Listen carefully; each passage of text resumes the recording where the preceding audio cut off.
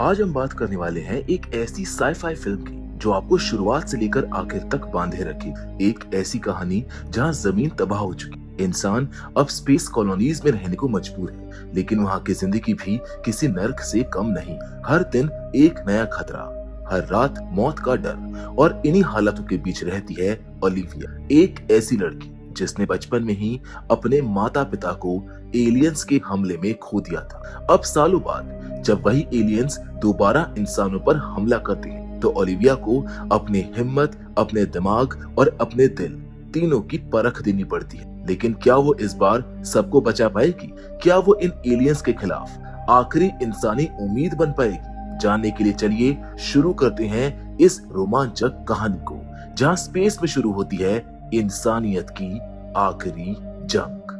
Hollywood silver screen presenting control room.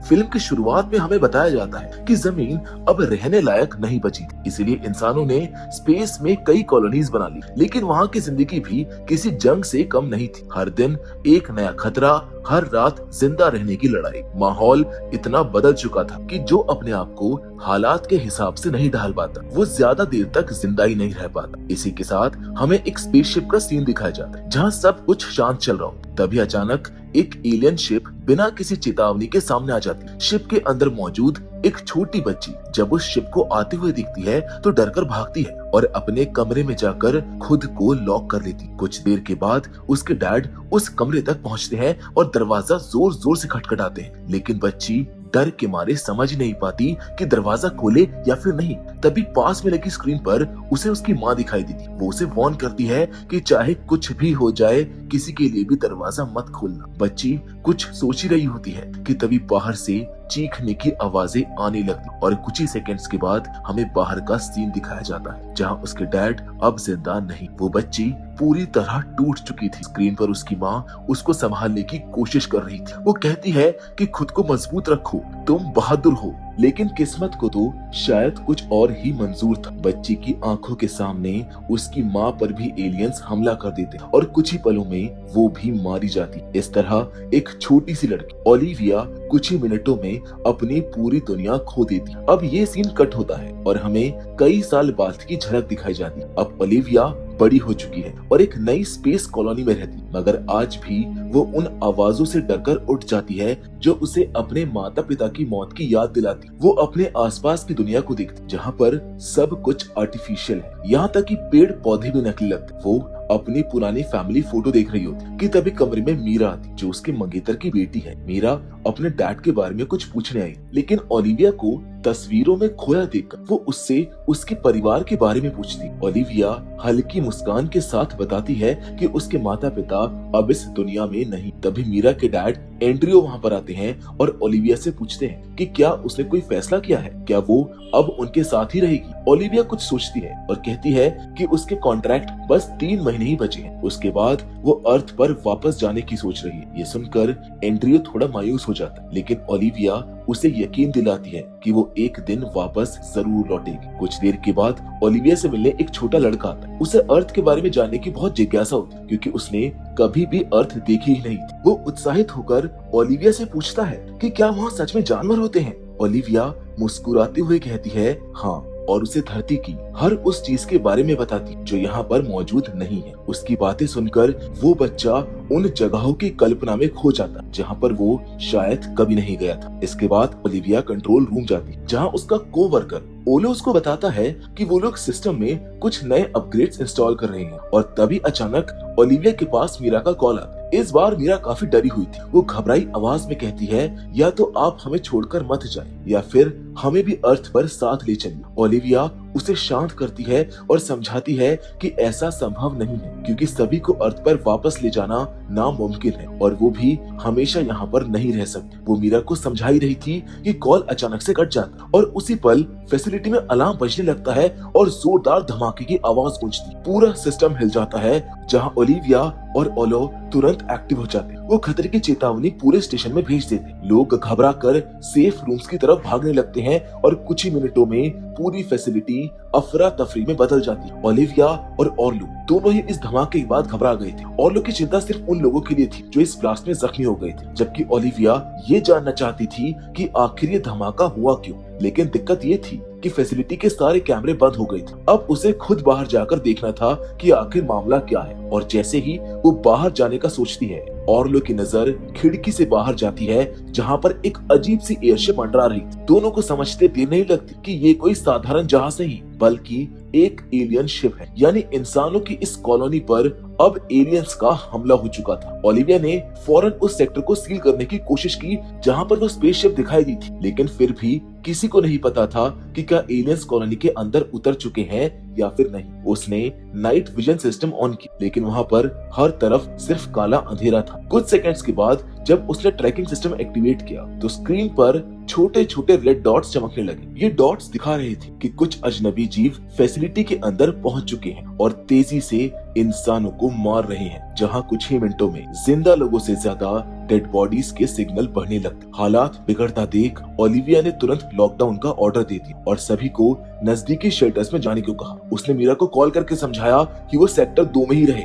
और एंड्रियो को भी वहां पर पहुंचने के लिए कहा, मगर एंड्रियो अपनी डेस्टिनेशन तक पहुंच ही नहीं पाया। एलियंस ने रास्ते में ही उस पर हमला कर दिया। दूसरी ओर सेक्टर 5 को तो पहले ही बंद किया जा चुका था, लेकिन एलियंस ने उसे इस तरह तोड़ डाला था जैसे वो किसी कागज का दरवाजा हो। ये सब देखकर ओलिविया और ओर्लो दोनों के चेहरों पर डर साफ झलकने लगा था। सेक्टर 5 में मौजूद सभी लोग अब तक मारे जा चुके थे। ओलिविया ने बाकी सेक्टर्स के लोगों को जल्दी से गाइड किया कि सेक्टर 1, 2 और 3 के लोग शेल्टर 2 की तरफ जाएं और सेक्टर 4 और 5 के लोग शेल्टर 1 में पहुंचे। लेकिन हर कोई वहां पर भागना नहीं चाहता था। कुछ लोग डरे हुए जरूर थे, मगर लड़ाई छोड़ने को तैयार नहीं। वो हथियार उठाकर एलियंस का मुकाबला करना चाहते थे। ओर्लो ने उन्हें समझाने की कोशिश की। उसने कहा कि देखो, इनसे लड़ना मतलब अपनी मौत को बुलावा देना होगा। हमारे पास इनसे लड़ने के लिए कुछ भी नहीं है। लेकिन ओलिविया के दिमाग में कुछ और ही चल रहा था। उसे लगा कि अगर कुछ लोग फ्रंटलाइन पर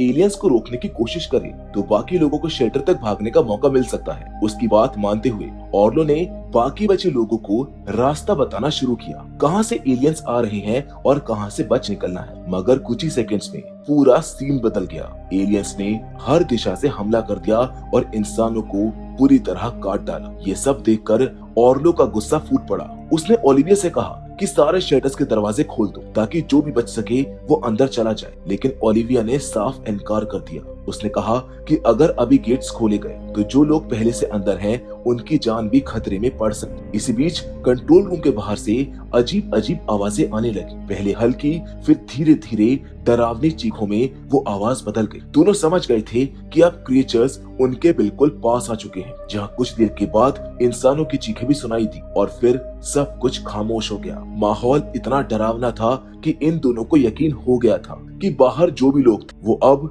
जिंदा नहीं है। अब दोनों तेजी से कंट्रोल सिस्टम की तरफ लौटे ताकि बचे लोगों को बचाने का कोई रास्ता निकाल सके। बहुत से लोग अभी तक शेल्टर्स तक नहीं पहुंच सके थे और जो लोग पहुंच गए थे उनके गेट्स अभी भी खुले थे। ओलिविया ने कहा कि तुरंत सारे शेल्टर्स बंद कर दो, लेकिन ओर्लो बोला थोड़ा इंतजार करो, कुछ लोग अभी अंदर जा रहे हैं। उसी वक्त उसने स्क्रीन पर दिखा कि शेल्टर 1 के अंदर उसके खुद के पेरेंट्स जा रहे हैं। वो इंतजार करता रहा कि वो अंदर चले जाए, लेकिन इससे पहले ही एलियंस वहां पर पहुंच गए और शेल्टर 1 के अंदर मौजूद हर इंसान को मार डाला। अब ओर्लो पूरी तरह टूट चुका था। उसने अपने पेरेंट्स के साथ साथ कई लोगों को मरते देखा, लेकिन अब रुकने का वक्त नहीं था। तभी उन्हें शेल्टर 2 से कॉल आता। वहां भी क्रिएचर्स पहुंच चुके थे, लेकिन ओलिविया नहीं चाहती थी कि वहां के लोग डर जाए, इसलिए उसने झूठ बोल दिया कि आप लोग अभी 2 घंटे तक सेफ हैं। इसके बाद ओलिविया ने ओर्लो से पूछा अब हमें क्या करना चाहिए, लेकिन वो तो सदमे में था, वो कुछ बोल ही नहीं पा रहा था। तभी ओलिविया की स्क्रीन पर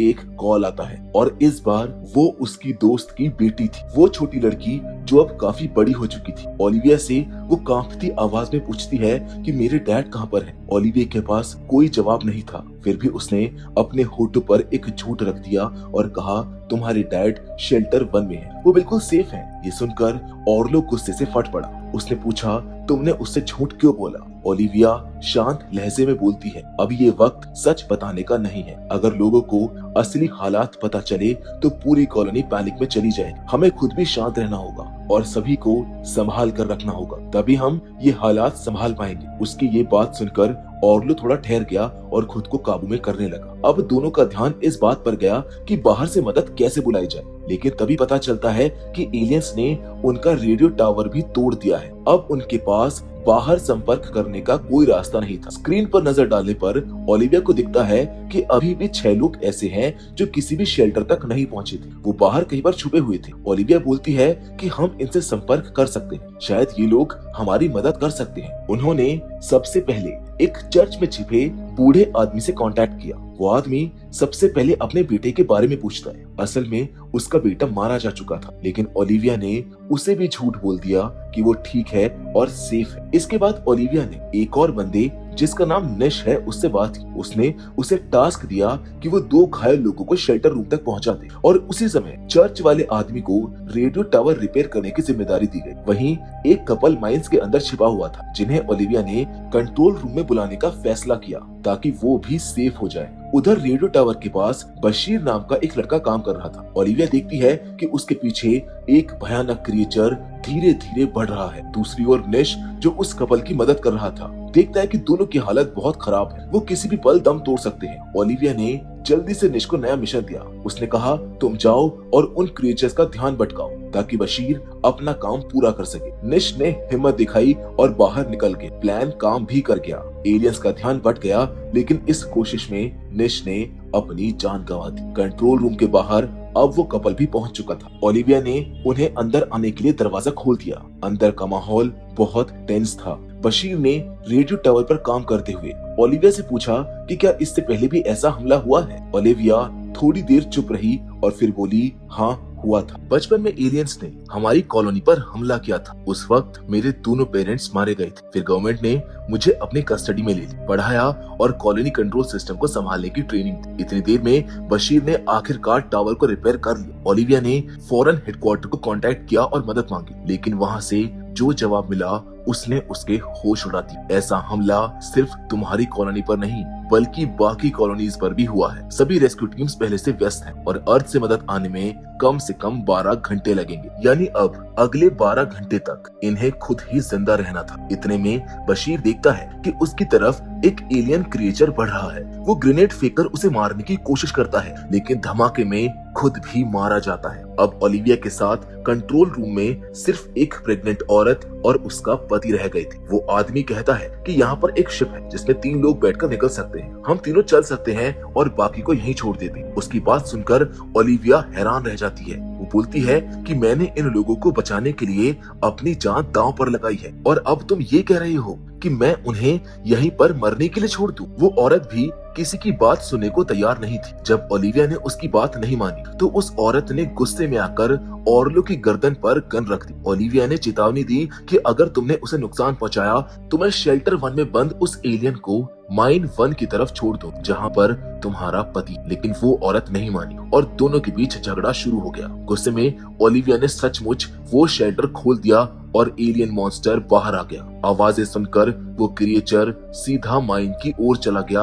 और उस औरत के पति पर हमला करने लगा। वो आदमी किसी तरह जान बचाकर भागा और कंट्रोल रूम की तरफ पहुंच गया। ओलिविया ने तुरंत दरवाजा खोल दिया ताकि वो अंदर आ सके, लेकिन साथ ही में वो मॉन्स्टर भी अंदर घुस आया। अब वो औरत जिसके हाथ में गन थी सब कुछ भूलकर उसी एलियन पर टूट पड़ी। कंट्रोल रूम के अंदर अब मौत और डर का खेल शुरू हो चुका था। एक ही पल में वो मॉन्स्टर तेजी से जंप करते हुए उस लड़की तक पहुंचा और उसको मार डाला। ये देखकर उसका पति डर के मारे पीछे हट गया, लेकिन अब वो मॉन्स्टर उसकी तरफ बढ़ रहा था। तभी उसकी नजर ओलिविया पर पड़ती है जिसके वो पीछे लग जाता है। अपनी जान बचाने के लिए ओलिविया भागते हुए एक रूम के अंदर चली जाती, जिसके दरवाजे को वो एलियन एक ही जोरदार पंच में तोड़ देता है। उसी वक्त ऑर्लो पीछे से उस एलियन पर हमला कर देता है ताकि ओलिविया को बचा सके, मगर हमला होते ही वो क्रिएचर ऑर्लो की तरफ मुड़ जाता है। ऑर्लो के पास उस वक्त सिर्फ एक ग्रेनेड था। उसने बिना समय गवाए ग्रेनेड उस मॉन्स्टर पर फेंक दिया। अब उस धमाके से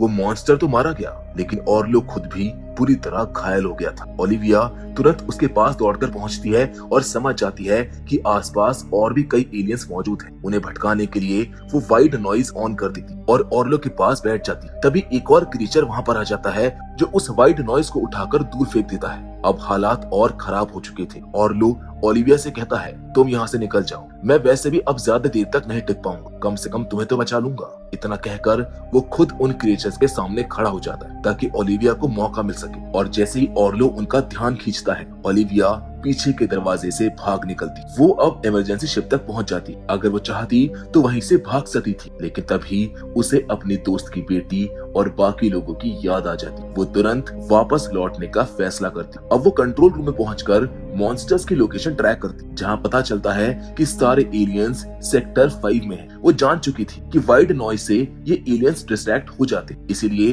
वो ढेर सारे ग्रेनेड और वाइड नॉइज डिवाइसेस लेकर सेक्टर 5 की ओर निकल पड़ती। वहां पहुंचकर वो एलियंस को वाइड नॉइज से भटकाती है और अलग अलग जगहों पर ग्रेनेड्स लगा देती, जहां कुछ ही देर में वो बाहर निकलती है और जोरदार ब्लास्ट करती। धमाका इतना बड़ा होता है कि एलियंस के शिप और वहां पर मौजूद सारे मॉन्स्टर उड़ जाते हैं। शेल्टर में छिपे सारे इंसान अब पूरी तरह से सेफ थे और उसी वक्त रेस्क्यू टीम भी वहां पर पहुंच जाती, जो एक एक करके लोगों को बाहर निकालने लगती। ओलिविया की दोस्त की बेटी भी बाहर आती है और अपने पापा के बारे में पूछती, जहां पर उसे पता चलता है कि उसके पिता अब नहीं रहे। ये सुनकर वो टूट जाती है, जिसके बाद वो ओलिविया के बारे में भी पूछती है। रेस्क्यू टीम उसके बारे में कोई जानकारी नहीं होती। तभी वो बच्ची नीचे देखती, जमीन पर ओलिविया की फैमिली की पिक्चर पड़ी होती। वो रेस्क्यू टीम से कहती है कि ओलिविया जरूर यहीं कहीं है, जहां कुछ देर की खोज के बाद आखिरकार टीम को ओलिविया मिल जाती। वो जिंदा थी और सही सलामत भी। वो बच्ची भागकर